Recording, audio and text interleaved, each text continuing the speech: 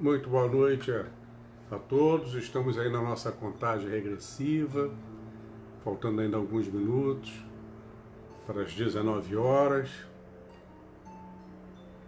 Que possamos, com as bênçãos de Deus, termos alguns bons momentos.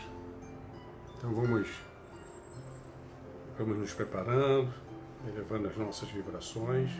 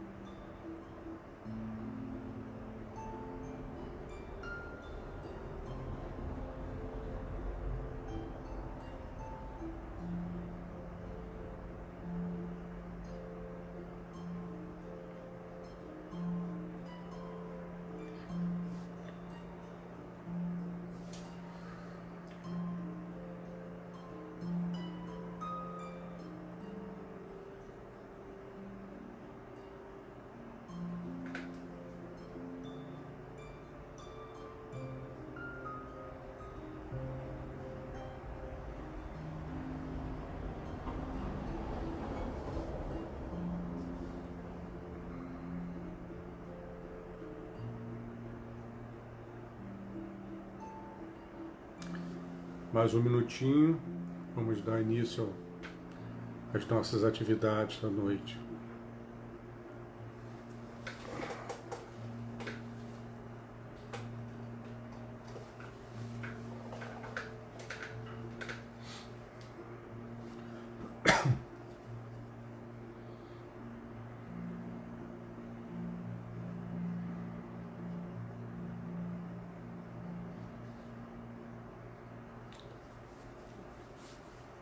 Então vamos lá.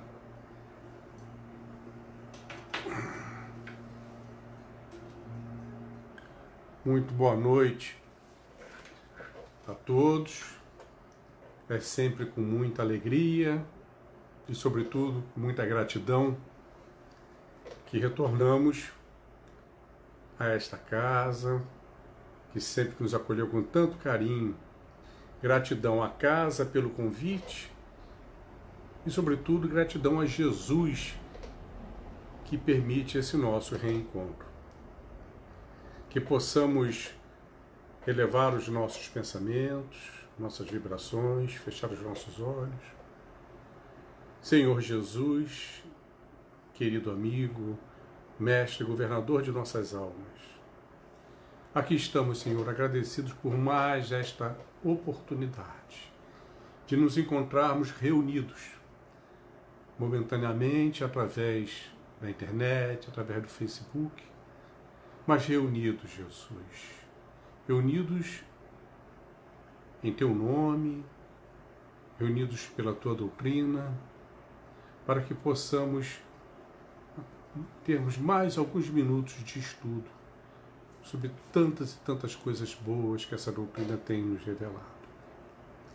Rogo, Jesus, as Suas bênçãos, através dos Teus emissários de luz, a cada uma dessas pessoas que aqui está conectada, a cada um desses lares, que possamos, Jesus, com as Tuas bênçãos, com Teu auxílio, ampliar as nossas sensibilidades, ampliar os nossos entendimentos, e que possamos aumentar o nosso poder de concentração, esquecendo do mundão lá de fora, que possamos nos próximos minutos nos dedicarmos aqui ao estudo que vamos todos fazer. Obrigado, Senhor, por mais esta oportunidade. E então, meus irmãos, como foi anunciado hoje, o nosso estudo é sobre Joana de Ângeles. Seria impossível falar de Joana de Ângeles sem a contribuição de Divaldo Pereira Franco, seus depoimentos. Esse estudo, este resumo, ele foi construído com base na biografia recente de Divaldo Franco, com base também num especial da TV SEI sobre as vidas de Joana, de 2008, e com alguma pesquisa também de algumas coisas que encontramos na União Espírita Mineira. O interessante é que nós percebemos que, à medida que os anos foram passando, Divaldo foi ampliando os detalhes, foi revelando mais os detalhes sobre a veneranda. Muitas coisas até não se encaixam bem no filme, mas o filme tem que ser feito uma adaptação plástica, de modo que ele fique bem harmonioso, mas nada que também venha macular. O primeiro contato consciente de Divaldo Franco com o seu espírito guia ocorreu quando Divaldo já tinha 18 anos. Foi numa reunião íntima na noite de 5 de dezembro de 1945, na casa da família Roriz. E naquela reunião, Divaldo viu pela primeira vez a entidade, mas não em forma humana, e sim como uma luz difusa e brilhante, onde as palavras vinham à sua mente, sem que se identificasse gênero. Ali ele percebeu tratar-se da mesma entidade que o acompanhava desde pequeno. Mas a comunicação consciente foi a primeira. E então o seu guia espiritual lhe dirige a palavra dizendo: tenho a tarefa de te acompanhar nesta existência. Na tua fidelidade às palavras de Jesus, terás o meu apoio. Do mesmo modo que conto com o seu nas necessidades do nosso programa. Divaldo de imediato fez a pergunta óbvia: qual é o seu nome? E o espírito responde: chama-me um espírito amigo. Divaldo disciplinadamente aceitou, mas ficou frustrado. Frustrado, sim, porque ele sabia que os outros médiuns, a maioria deles, conhecia pelo nome o seu guia. Mas deixou, ficou na frustração. E à medida que o tempo foi passando, não vinha aquela revelação. E as pessoas perguntavam a ele: mas qual é o nome do seu guia? Porque ele apresentou um pseudônimo, o que Divaldo achava uma coisa muito impessoal. 2 anos e meio depois, já estamos em março de 1948, Divaldo foi fazer uma visita à casa de Chico Xavier. E estando lá com Chico, de repente aquele assunto lhe veio à mente. Aproveitou e perguntou ao apóstolo: Chico, você sabe qual é o nome do meu guia espiritual? E Chico disse que sim, mas que não tinha autorização para revelar. Mas podia lhe adiantar tratar-se de um espírito venerando. Vida que segue. Continuou Divaldo indo à frente, sem saber o nome do seu guia, só conhecia o pseudônimo, um espírito amigo. Mas aquilo lhe incomodava, porque as pessoas perguntavam a ele.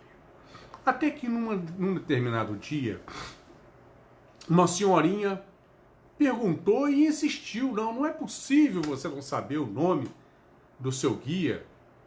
Aí ela insistiu, dando cabo da paciência de Divaldo. Imagine tirar a paciência de Divaldo.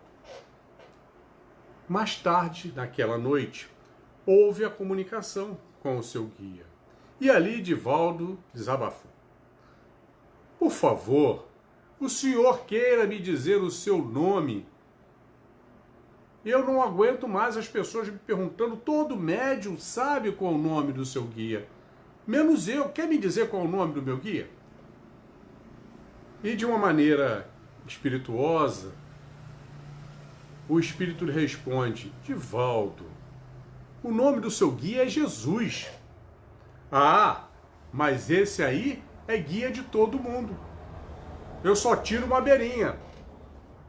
Eu quero saber o nome do guia daquele que é só para mim. É por isso que eu estou perguntando. Está bem. Já que insiste, chama-me de Joana.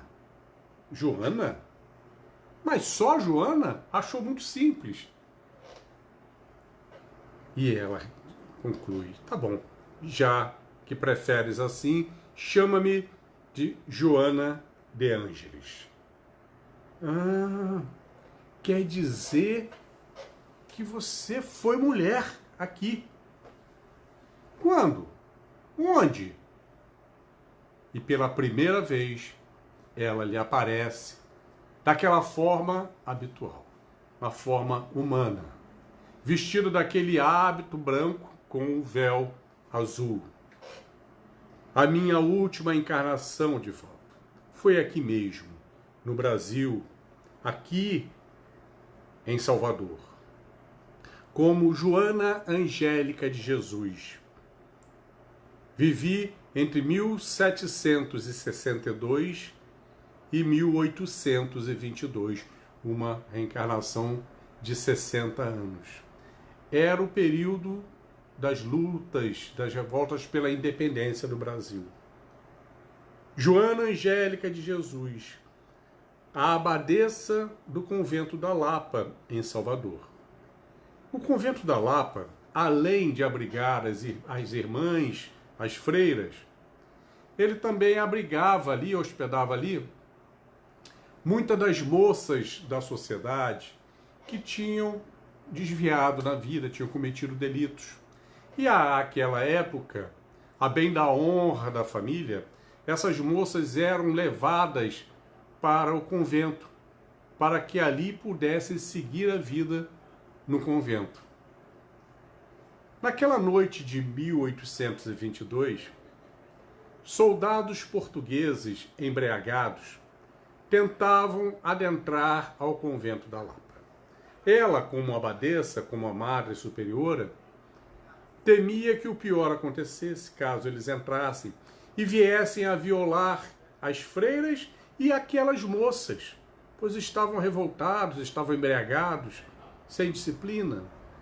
E então ela foi ter a porta do convento para tentar impedi-los, quando muito tentar ganhar tempo necessário para que as freiras levassem as moças por uma passagem secreta e fugissem do convento.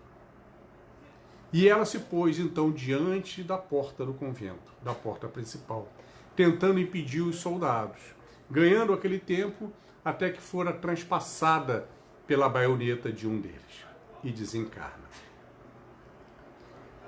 Neste momento, e ela ali, já como Joana, como a Joana Angélica de Jesus, né? Nesse momento, Divaldo lhe diz: mas minha irmã, por que não me contou isso antes? E ela disse: eras muito imaturo. Saberás de muitas coisas com o tempo. Mas aqui venho para revelar-te a nossa missão. Nesta existência, escreverei muito pelas tuas mãos. Trago comigo um grande número de almas afins, que são a minha família espiritual, e tenho a responsabilidade de colocá-los aqui ao trabalho, sob a coordenação de Francisco de Assis e a direção de Jesus. Tu, Divaldo, os convidará primeiro pela palavra, pela psicofonia, e logo em seguida também pela escrita, pela psicografia. Então ela apresenta ali a Divaldo a sua última encarnação, como também a missão dela com Divaldo. Um detalhe interessante, Divaldo diz que ela sempre se coloca naquela imagem com as mãos assim abertas, como que oferecendo. Divaldo afirma que quando ela está presente nas palestras, na hora da prece, ela fica exatamente naquela posição e das suas mãos saem raios de luz sobre toda a plateia, auxiliando o trabalho de cada benfeitor que está ali beneficiando as pessoas presentes. Vida que segue, como ela disse, ele aos poucos estaria sabendo mais e mais com o seu amadurecimento. Alguns anos se passaram. Estamos em 1969. Divaldo estava em palestras na cidade do México. E ao final de uma dessas palestras, Joana lhe aparece e aponta para uma pessoa que estava à plateia, um senhor que estava inclusive gravando a palestra, e diz a Divaldo: Divaldo, procure por aquele homem, chama-se Inácio Domingos Lopes. Inácio era um executivo da Companhia de Petróleo do México. Peça a ele que lhe leve para conhecer amanhã um lugarejo chamado San Miguel de Planta. ele vai atendê-lo, pois ele faz parte da minha família espiritual. E Divaldo seguiu, conversou com a pessoa que de pronto disse que o levaria. No dia seguinte foram conhecer, era um lugarejozinho, era um resquício de uma antiga fazenda. E lá, visitando, tinha alguns escombros.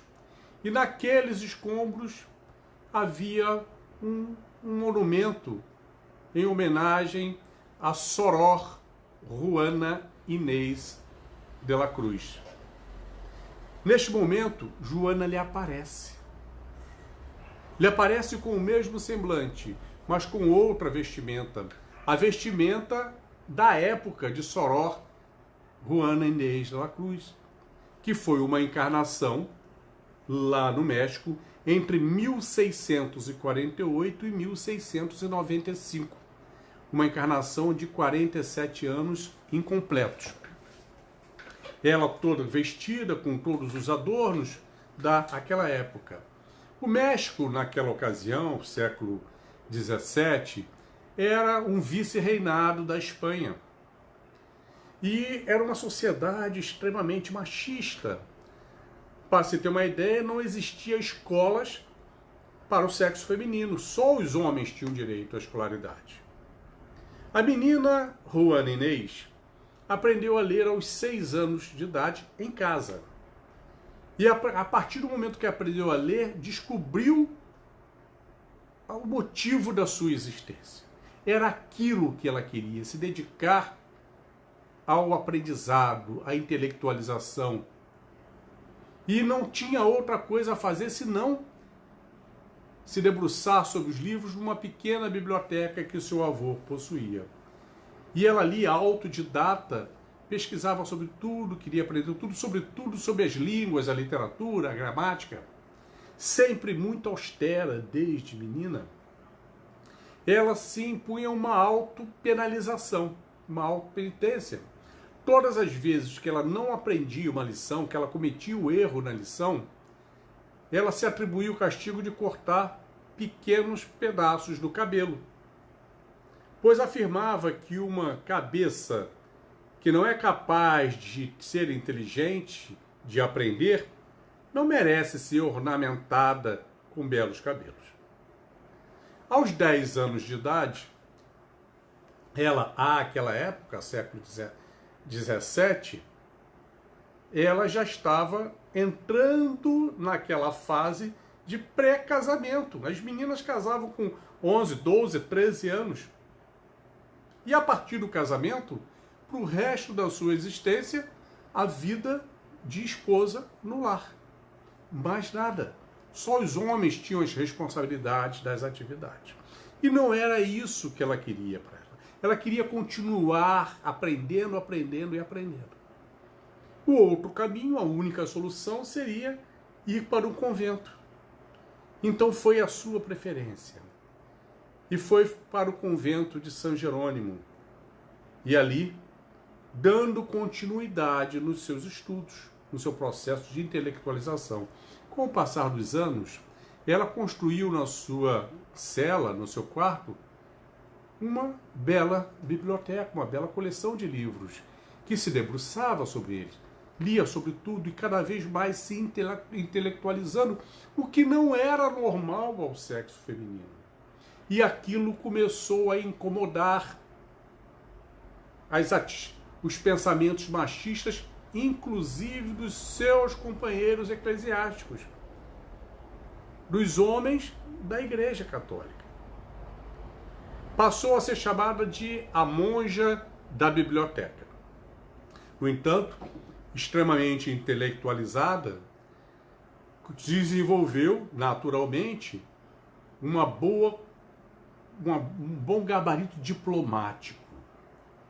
E quando teve a oportunidade de conhecer a vice-rainha e logo o vice-rei, facilmente conquistou a simpatia deles, com tanta intelectualidade, com tanta diplomacia. Sem contar que Juana Inês de la Cruz se tornou uma das principais poetisas da língua hispana naquela ocasião. E isso incomodava muito aos homens, principalmente ao bispo da cidade do México. E eis que ela começou a apresentar ideias feministas. Ideias de que deveriam ser construídas escolas para as mulheres. Pois dizia, nem a tolice é uma exclusividade feminina, nem a inteligência é uma exclusividade masculina. E esse tipo de atitude incomodou tanto aquele bispo que não conseguiu se conter no seu despeito e a colocou definitivamente em clausura. Retirou dela toda a biblioteca. E ela passaria o resto dos seus dias ali enclausurada naquele convento de São Jerônimo. O México teve àquela ocasião a pior epidemia de peste de sua história. E assim ela passou a se dedicar integralmente a cuidar dos enfermos. Inicialmente, algumas irmãs do convento que contraíram a peste, e depois outras pessoas que eram levadas também com a peste lá para o convento para serem tratadas. E ela, durante 2 anos seguidos, o seu dia era cuidar dos enfermos, até que ela mesma contraiu a doença e veio a desencarnar com 47 anos incompletos. Ali, vamos então dar um pulo agora de 9 anos. De 1969, vamos para 1978. Divaldo Franco estava na Itália, em Roma, fazendo algumas palestras. Nesta viagem, ele foi acompanhado por Nilson. Nilson é o seu irmão mais do que carnal, verdadeiramente um irmão de alma. Eles se conheceram, Divaldo tinha 18 anos, Nilson tinha 21, e nunca mais se separaram. Uma amizade extremamente bonita. Nilson passou a ser o braço direito de Divaldo em muitas atividades, inclusive lá na Mansão do Caminho, até o dia do seu desencarne em 2013. Ele sempre ali lado a lado com o Divaldo. Mas naquela viagem à Itália, o Nilson foi acompanhando. E num raro momento de lazer entre uma palestra e outra, entre uma atividade e outra, eles foram conhecer as ruínas do Coliseu Romano. Estando lá visitando as ruínas, Joana aparece para Divaldo, como majoritariamente aparece, sempre com aquele hábito branco e véu azul, e diz, Divaldo, vão até a parte mais alta das ruínas. Divaldo atendeu, não sabia o que era, mas atendeu. Chegando lá, ela lhe aparece novamente e começa a lhe relatar o terror de uma fatídica noite há 2000 anos, quando o imperador enlouquecido, Nero, dando vazão a toda a sua crueldade, resolveu iluminar a noite romana com mais de 500 cristãos servindo de tocha humana. Eram amarrados a postes, untados em resina inflamável e ateavam fogo, com eles ainda vivos. Um requinte de crueldade. No Evangelho de Lucas, encontramos um relato sobre uma cidadã romana de nome Joana, que viveu em Cafarnaum, à época do Cristo. Ela era uma pessoa que tinha conforto, tinha posses, pois o seu esposo era um alto funcionário do rei Herodes Antipas. Ele era o intendente de Herodes. Mas ela, apesar de todo aquele status, todo aquele conforto, ela levava uma vida vazia pela ausência do seu esposo e, às vezes, pela violência. Uma de suas servas, percebendo que Joana não era uma mulher feliz, a convida para ir com ela conhecer o Nazareno, que pregava o amor, palavras de muita sabedoria. E Joana se animou e foi. ouvir a aquele Nazareno. E nunca mais foi a mesma. Apaixonou-se pelas palavras de Jesus. E numa primeira oportunidade que teve pessoalmente com o Mestre, ela abriu o seu coração, revelou os seus problemas a Jesus, afirmando: tenciono largar tudo para segui-lo, Senhor. E naquele momento, Jesus tenha lhe dado talvez a primeira e mais importante lição de amor, quando disse: minha irmã, não faça isso. Cumpra com as suas responsabilidades assumidas. Ame o seu esposo de todas as formas, pois esse é o seu compromisso. Veja Jesus mostrando para Joana, recomendando que ela amasse Chuza, não aquele amor carnal de mulher, homem, mas o amor em toda a sua grandiosidade, em todas as suas vertentes, o amor, paciência, tolerância, compreensão, indulgência, perdão, amabilidade, fraternidade. E ela atendeu a Jesus, e ali se dedicando a seu esposo. Até que um pouco mais adiante, Chuza cai em desgraça, perde a sua fortuna e logo depois desencarna.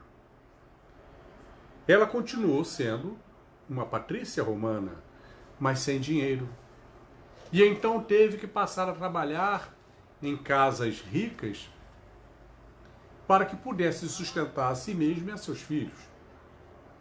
Mas aproveitava todo o tempo, pois mesmo enquanto ainda Cusa estava vivo, ela saía sem conhecimento do seu esposo, às tardes, durante o dia, para estar com aqueles que seguiam Jesus.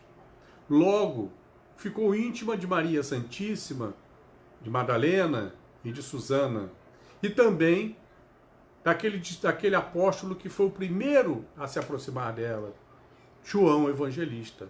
Mais adiante, o apóstolo Pedro também, e bem mais adiante, o apóstolo Paulo.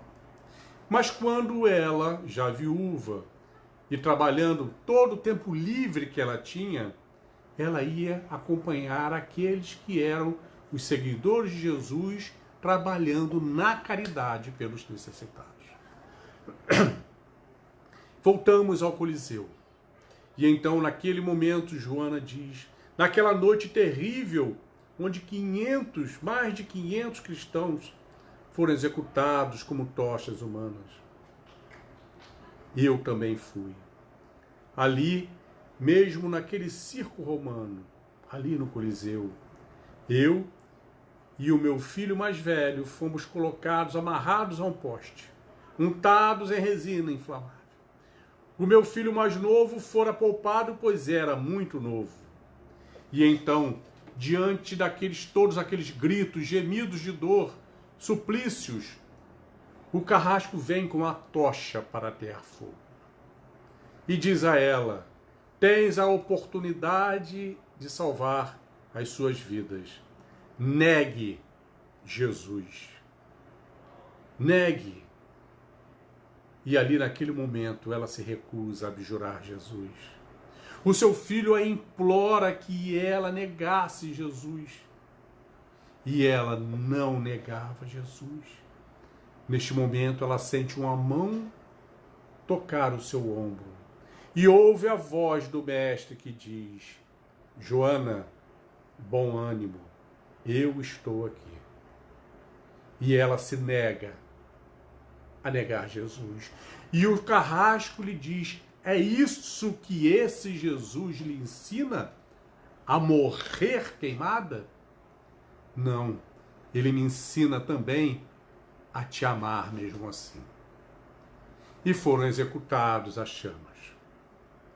Naquele momento, Joana faz mais uma revelação a Divaldo, pois aquele filho mais novo que fora poupado porque era muito jovem, era ele, Divaldo Franco. E o filho mais velho que fora executado junto era Nilson, o irmão de alma de Divaldo. E ali o Divaldo passou a ter um entendimento, pois Nilson sempre lhe confidenciava que admirava todo aquele amor brilhante, aquele amor espetacular de Divaldo por Jesus, um amor incondicional de Divaldo para Jesus, que ele, Nilson, amava Jesus, mas não conseguia ser com toda aquela luz.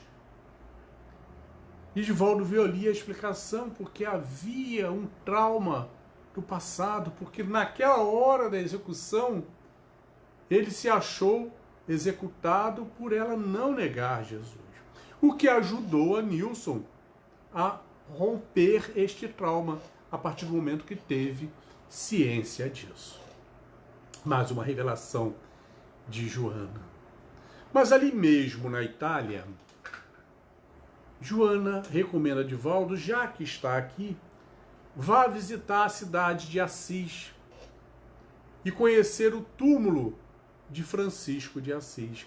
Divaldo sabia desta ligação de Joana com Francisco de Assis desde aquele dia quando ela revelou a missão de trabalhar a sua família espiritual sob a responsabilidade dela, coordenação de Francisco de Assis e sob a direção direta de Jesus.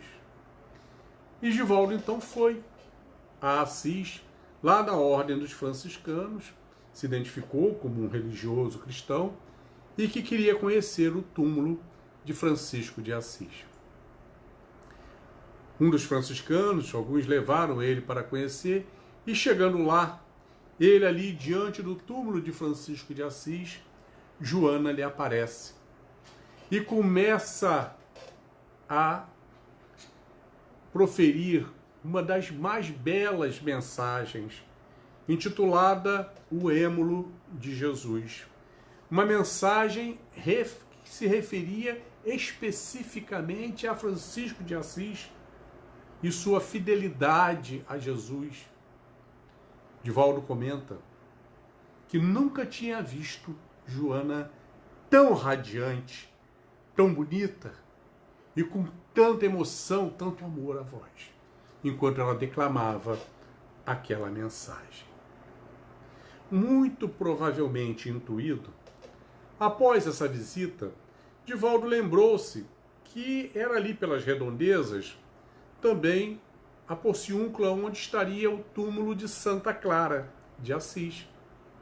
E pediu àqueles irmãos franciscanos se podiam lhe levar até lá, servidos de guia. E eles foram. Chegando lá, no convento, onde fica no seu interior o túmulo de Clara, eles bateram a porta e ninguém atendia. Era em torno de meio-dia, mas insistiram em bater, e bater, e bater, não arredaram o pé, até que uma irmã, uma madre, abre a porta e eles se apresentam, franciscanos, apresentam ao Divaldo como um religioso cristão brasileiro e que tinha a intenção de conhecer o túmulo de Santa Clara. E ela foi categórica em dizer que não seria possível. Não seria possível, primeiro que a visitação não é franqueada, não é aberta. Segundo que era hora de almoço. E depois viria a hora das preces. Então não havia hipótese. Neste momento, Joana aparece diante de Divaldo. Vai até aquela irmã e sussurra-lhe algo aos ouvidos. Imediatamente a irmã muda de semblante e de ideia e diz que abriria sim uma exceção. E os convidou a entrar e os guiou até o túmulo de Clara. Chegando lá, a surpresa de Divaldo foi total, pois o túmulo de Clara é uma redoma de vidro e aquele corpo de 700 anos está perfeito, não foi corroído, o semblante totalmente. E diante daquilo ali, Divaldo admirando como um corpo de 700 anos se mantém perfeito. Ele admirando as feições de Clara, Joana aparece ao lado. E ele olha para o rosto de Clara e olha para o rosto de Joana e vê total similaridade. E pergunta: minha irmã, foi você? É o mesmo espírito? E Joana sorri, concordando. Divaldo chama a atenção de que isto é uma postura muito comum entre os espíritos venerandos, em ter este pudor de não revelar as suas vidas, as suas existências, principalmente quando eram personagens famosos. Eles se guardam muito neste pudor.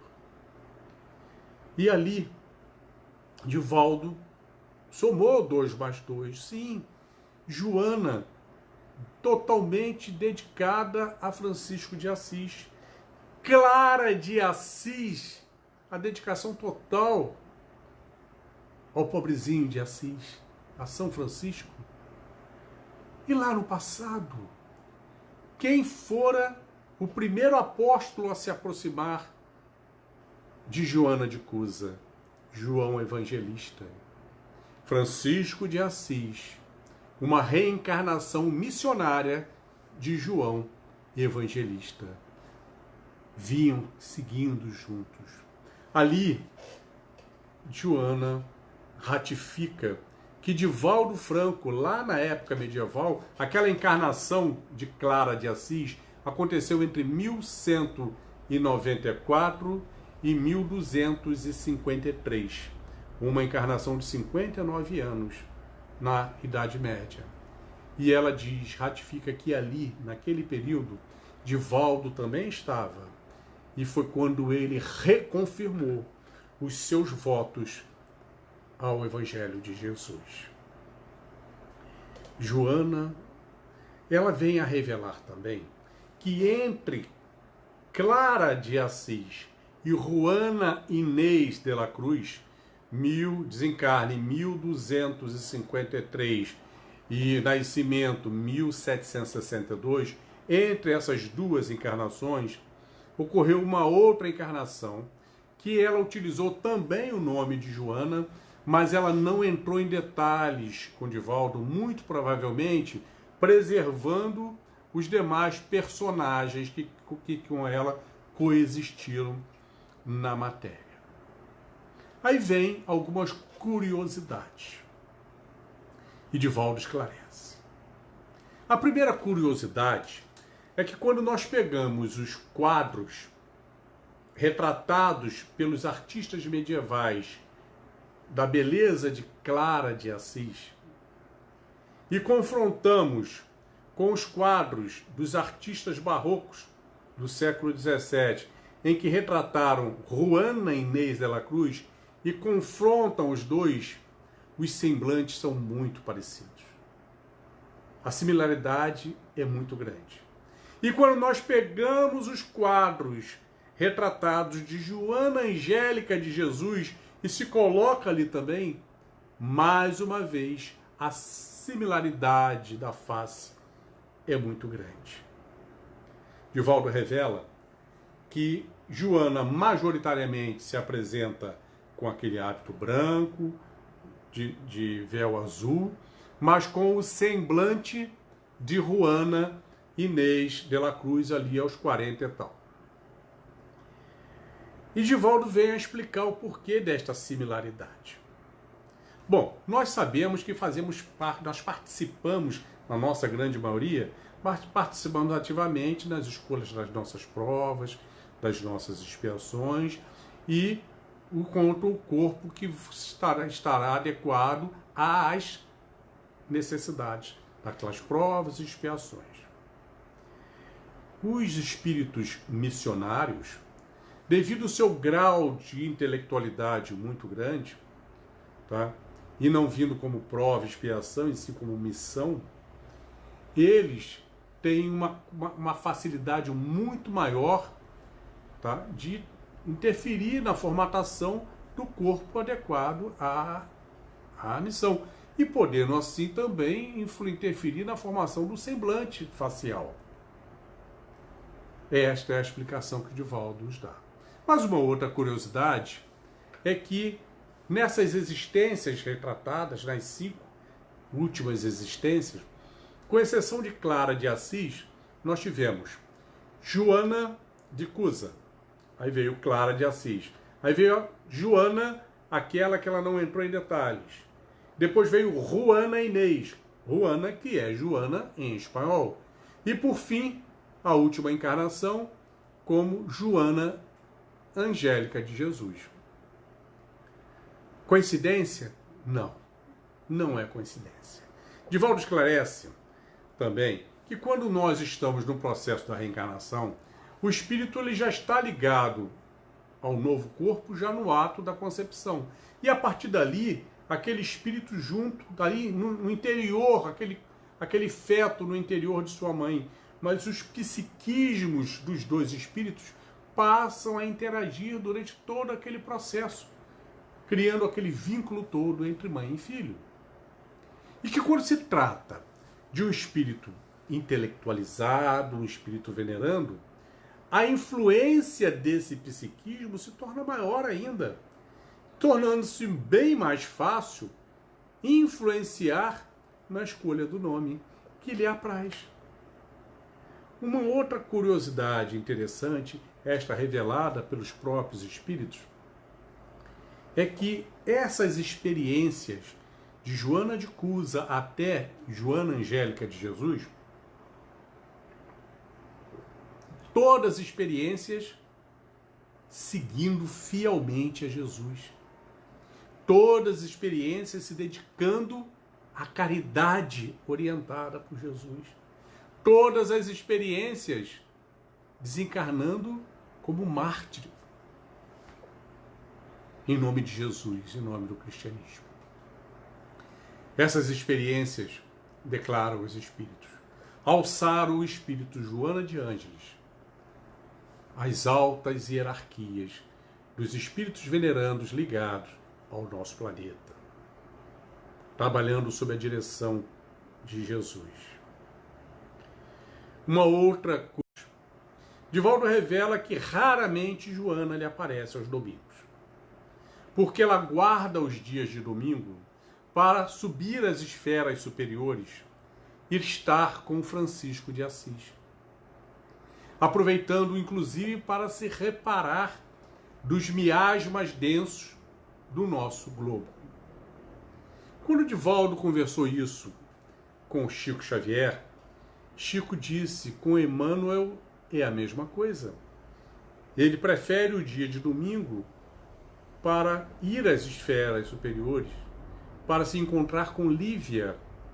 Lívia, aquela que fora sua esposa há 2000 anos, quando ele, Emmanuel, era o senador Públio Lentulus. Lembrando que Lívia nunca mais reencarnou. Esses espíritos venerandos, Joana de Ângeles, Emmanuel, Eurípides Bassanufo, Bezerra de Menezes e tantos outros mais, são espíritos de uma hierarquia superior e que abraçam verdadeiras missões. Eles dão um nome a um incontável número de casas espíritas. São simpatizantes, milhares e milhares e milhares de pessoas espalhadas pelo mundo. Pessoas em que os incluem nas suas preces, rogando a eles o auxílio. Esses espíritos, eles comandam verdadeiras legiões do bem. Espíritos que trabalham sob a sua coordenação direta e se apresentam como tal. São patronos, são mentores espirituais das casas. São eles que dão atendimento a tantas súplicas em nome do espírito venerando, não havendo nenhum, nesse caso, uma desconexão, muito pelo contrário. A figura de linguagem que Divaldo usa para dar essa explicação é como uma grande rede de computadores espalhado por muitas e muitas cidades. Cada vez que o usuário faz a consulta ao computador, na realidade ele está se ligando ao computador central, pois esses espíritos são de um nível já elevado, e todos os atendimentos que são dados, eles estão ligados mente a mente com o espírito venerando. Assim, o atendimento se faz simultaneamente em tantos e tantos lugares. Certa vez eu li um desses jornais espíritas, eu não consigo recordar qual deles, sobre a equipe de Bezerra de Menezes, que contava com mais de 230 mil espíritos ligados a ele, trabalhando sob a sua coordenação. Com Joana, com Emmanuel, com todos os outros, não haverá de ser diferente. E Divaldo relata que quando os assuntos são assuntos de grande relevância, eles mesmos se fazem presente. E por falar em equipe, o espírito de Joana de Ângeles, quando desencarna como Joana Angélica de Jesus em 1822, imediatamente é convocada para integrar aquela constelação de espíritos que estava preparando o material para o codificador Allan Kardec. Aqueles espíritos que forneceram todo o material para a codificação. Espíritos da mais alta hierarquia, comandados pelo próprio Espírito Verdade, que convidou Joana. Espíritos como São Luís, São João Evangelista, Santo Agostinho, São Vicente de Paula, Franklin, Swedenborg, Sócrates, Platão, Emmanuel e tantos outros mais que preferiram utilizar pseudônimos. Joana era um deles. Tem a sua participação, por exemplo, no Evangelho segundo o Espiritismo. Procura lá, capítulo 9, item 7, a mensagem sobre a paciência. Também no capítulo 18, item 15, salvo erro, a mensagem sobre dar-se-á a aquele que tem. Ambas as mensagens assinadas por um espírito amigo. O mesmo pseudônimo que utilizou quando se apresentou a Divaldo naquela noite de 5 de dezembro de 1945. Ali, Joana, participante da codificação. No que diz respeito à codificação, Joana fez uma recomendação a Divaldo e que ele seguiu ao pé da letra até os dias de hoje. Joana lhe disse: leia todo dia por alguns minutos as obras de Allan Kardec, pois Espiritismo se aprende na limpidez cristalina das obras de Kardec. E Divaldo se colocou disciplinadamente nisso. Todas as manhãs ele reserva 30 minutos, já no iniciar do seu dia, para ler Allan Kardec.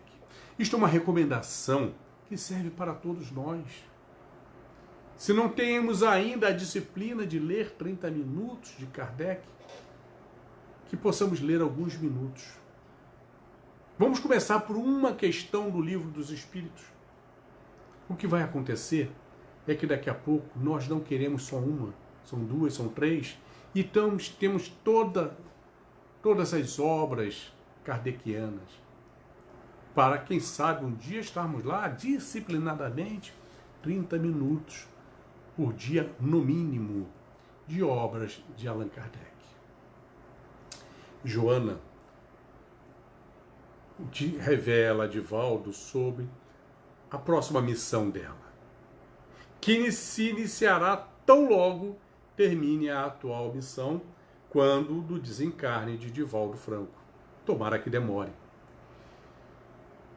Ela reencarnará.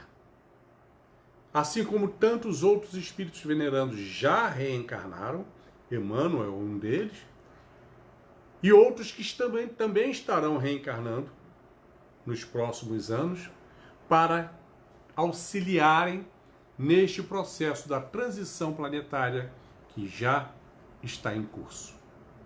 Finalizamos a nossa fala de hoje com uma pergunta curiosa que Divaldo fez a Joana, quando disse: minha irmã, como você consegue escrever tantas mensagens bonitas e diferentes sobre o mesmo tema, o amor?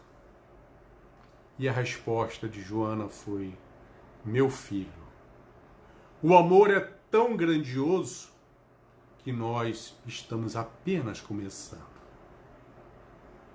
Que possamos fechar os nossos olhos e, em nome deste amor grandioso, elevar os nossos pensamentos ao mais alto, agradecendo a Deus, nosso Pai, pela nossa existência, agradecendo a Deus a possibilidade do nosso reencontro com Jesus, nosso governador, o mestre de nossas almas, agradecendo a Jesus pela infinidade de ensinamentos e pela oportunidade de, nesta encarnação, conhecermos esta doutrina de amor, essa doutrina esclarecedora, o Espiritismo, que nos traz o ferramental maior para a melhor compreensão dos ensinamentos de Jesus e aplicação em nossas vidas, para que possamos cumprir o nosso objetivo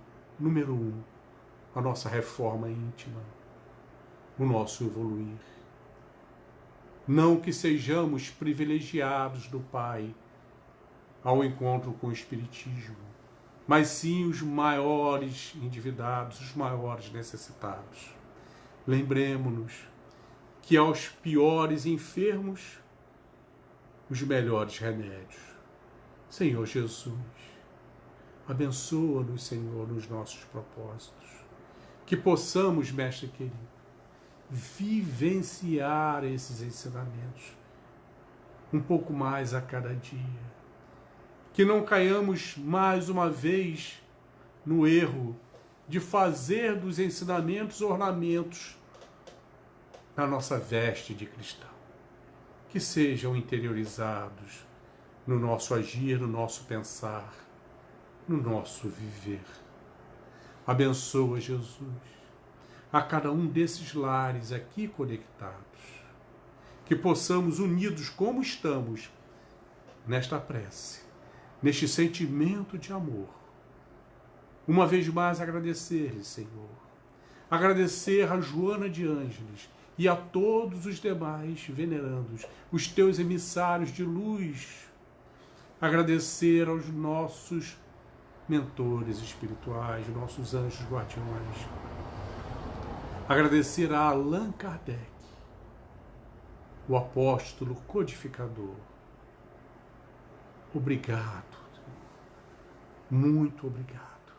E muito obrigado a todos vocês por esta alegria que nos dá de podermos estar uma vez mais falando sobre as coisas de Jesus. Muita paz a todos vocês e uma excelente noite. Fiquem com Deus.